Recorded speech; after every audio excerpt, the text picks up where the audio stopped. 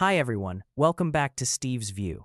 For decades, one issue has remained almost untouchable in American politics: the relationship between the United States and Israel. Republicans and Democrats have often disagreed on almost everything: taxes, healthcare, immigration, climate policy, and the role of government. But when it comes to Israel's security, there has traditionally been a strong bipartisan consensus in Washington. However, something unusual is happening inside the Republican Party today. A new debate is emerging, and it is not simply about Israel or Iran. It is about a much bigger question. What should America's role in the world look like in the future? Should the United States continue taking an active role in overseas conflicts, supporting allies, and maintaining global security? Or should America reduce its involvement abroad and focus more on problems at home? This debate has placed Vice President JD Vance at the center of attention. Recently, Vance made unusually strong comments criticizing some voices inside Israel, accusing certain elements of trying to influence American public opinion and making it harder for Washington to reach a diplomatic solution with Iran. Those comments immediately created controversy. Supporters say Vance is defending the principle of America first and putting American interests before foreign priorities. Critics argue that he is creating unnecessary tension with one of America's closest allies. But beyond the immediate controversy, something much more important is happening. The Republican Party itself is changing, and the debate between JD Vance and Israel may be one of the clearest examples of that transformation. To understand why this moment matters, we need to look at the different strategic goals of the United States and Israel. For Israel, Iran has represented one of the most serious security threats for decades.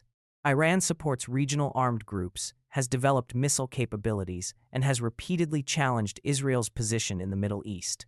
From Israel's perspective, the goal is not simply to manage the Iranian threat. The goal is to prevent Iran from becoming powerful enough to threaten Israel's long-term survival. That is why many Israeli leaders have supported a much tougher approach toward Tehran. But the United States sees the situation through a broader global lens. Washington has to consider not only Israel's security concerns, but also American military resources, global economic stability, relationships with other countries, and the risk of entering another prolonged Middle Eastern conflict. For American policymakers, the question is often, what is the final objective?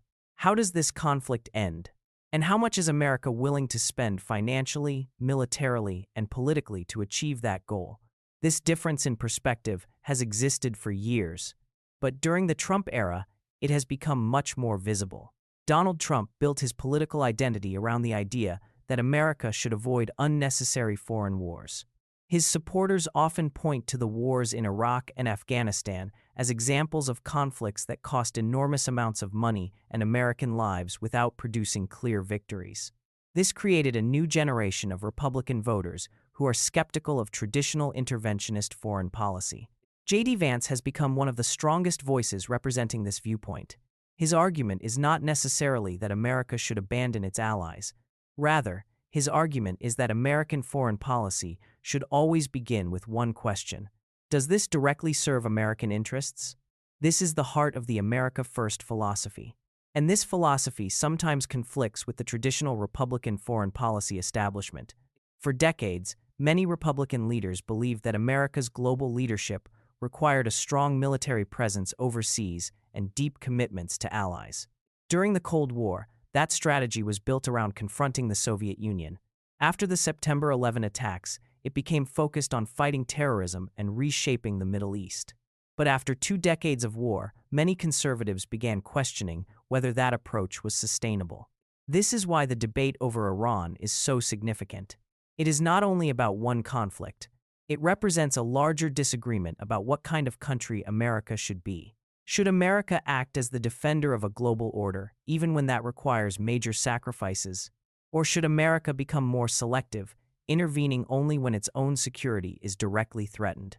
JD Vance's criticism of some Israeli voices reflects this broader argument. His supporters believe that previous administrations allowed America to become involved in too many conflicts because policymakers placed global commitments above domestic concerns. They argue that the United States cannot solve every international crisis and that endless military involvement weakens America over time. However, critics see the situation differently. They argue that America's alliances are not simply costs, they are strategic investments. They believe that supporting allies like Israel strengthens American influence and prevents hostile powers from expanding their power. From this perspective, reducing American involvement could actually create more instability, not less. This is the fundamental disagreement. One side says, America is too involved in the world. The other side says, America must remain involved because the world becomes more dangerous when America steps back. And this debate is now happening inside the Republican Party. The interesting thing about this debate is that it is not a simple conflict between supporters and opponents of Israel. The reality inside the Republican Party is much more complicated. Many Republicans still strongly support the U.S.-Israel relationship. They view Israel as a critical American partner in a strategically important region. They believe Iran's ambitions cannot be ignored and that weakness toward adversaries could encourage more aggression. At the same time, a growing number of conservative voters have become increasingly skeptical of foreign interventions. They are asking different questions than previous generations of Republicans. They ask, why should American taxpayers continue funding conflicts overseas while problems at home remain unresolved? Why should American soldiers risk their lives in conflicts that do not have a clear ending? And why should America automatically support every decision made by its allies? These questions have become much more common after the experiences of Iraq and Afghanistan. This is the political environment in which JD Vance has risen. Vance represents a new generation of Republican politicians who did not grow up during the Cold War. They do not view every international crisis through the same lens as previous Republican leaders. For them, the greatest challenge facing America may not be whether Washington can manage conflicts around the world. The challenge may be whether America can rebuild its own economic strength, social stability, and political confidence. That is why Vance's comments have attracted so much attention. He is not simply criticizing a particular policy. He is challenging a long-standing assumption in Washington, the idea that America's interests and the interests of its allies are always automatically the same. Sometimes they are, but sometimes they are not. And when they are not, American leaders must decide whose priorities come first. This is a very difficult question, especially when the ally involved is Israel. The relationship between the United States and Israel is not only strategic, it is also political, historical, and emotional. For many Americans, especially within the Republican Party, support for Israel has been connected to ideas about shared values, democracy, and regional stability. Therefore, any criticism of Israeli policy can quickly become politically sensitive. This explains why Vance's comments created such a strong reaction. Some supporters saw him as finally saying something many conservative voters had been thinking privately.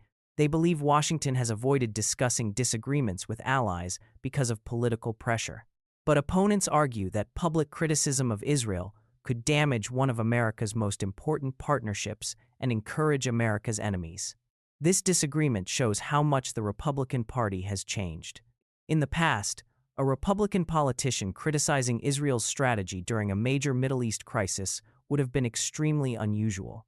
Today, it has become part of a much larger debate about the future direction of the conservative movement. And this brings us to Donald Trump. A key question is, does JD Vance represent Trump's foreign policy? Or is he pushing the Republican Party in a direction that even Trump himself may not fully support? The answer is complicated. Trump and Vance share many important ideas. Both have criticized endless wars. Both argue that America should focus more on its own interests. Both believe previous administrations spent too much time managing problems overseas while ignoring challenges inside the United States. But there are also differences. Trump's foreign policy has always been highly flexible. He can criticize foreign governments one day and cooperate with them the next. He can threaten military action while also seeking negotiations. Trump's approach is often based on pressure and bargaining. Vance's approach appears more focused on avoiding military involvement whenever possible. That does not mean Vance and Trump are opponents. Rather, Vance may represent one particular direction within the broader Trump movement. He represents the faction that wants the America First philosophy to become more clearly anti-interventionist. This distinction matters because the Republican Party is already beginning to think about the future beyond Trump. The 2028 presidential race is still far away, but political observers are watching carefully. Who will inherit the Trump movement? Will Republicans continue with a more traditional foreign policy approach, or will the party move further toward a restrained, anti-war position? JD Vance is one of the politicians most closely associated with that second possibility. At the same time, other potential Republican leaders represent a different vision. For example, figures such as Marco Rubio have generally maintained stronger support for traditional alliances and a more active American role overseas. The contrast between these politicians is becoming increasingly clear. One approach says, America should lead the world by maintaining strength and commitments. The other says, America should protect its strength by avoiding unnecessary commitments. This is not a new debate in American history. It goes back to the founding era, when Americans argued about whether the young republic should avoid foreign entanglements or become a major global power. Today, that same debate has returned in a different form. The Middle East, Iran, and Israel have become the stage where this argument is being played out. Another important question is whether disagreements like this could damage the relationship between the United States and Israel. The answer is probably more complicated than either side suggests. The U.S.-Israel relationship is supported by deep institutional connections. There are military partnerships, intelligence cooperation, economic ties, and decades of diplomatic relationships. One public disagreement between American politicians and Israeli officials is unlikely to destroy that relationship. However, political disagreements can still have long-term consequences. If a growing number of Republican voters begin questioning automatic support for every Israeli policy, then the political foundation of the relationship could gradually change. Foreign policy is not only shaped by presidents. It is shaped by voters, parties, and changing generations. And that is why the rise of politicians like JD Vance matters. He represents a group of younger conservatives who do not necessarily reject American leadership, but they want to redefine what leadership means.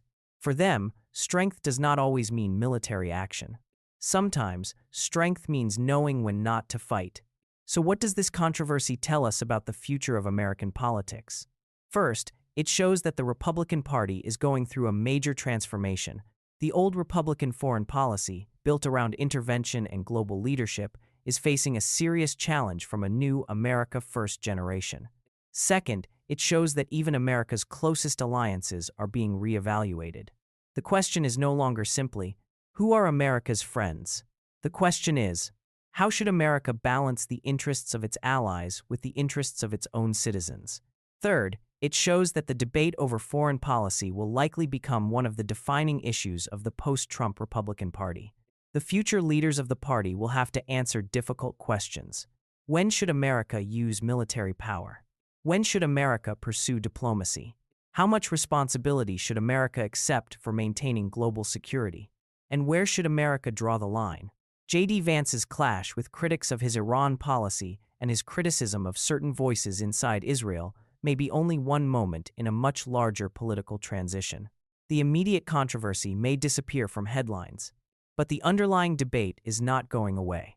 Because at its core, this is not only about Iran, it is not only about Israel, and it is not only about JD Vance. It is about a fundamental question that Americans have debated for generations. What kind of role should America play in the world? Should America continue to be the leader of a global order? Or should America focus first on rebuilding itself at home? The answer to that question may shape not only the future of the Republican Party, but the future direction of American foreign policy for decades to come. Thanks for watching.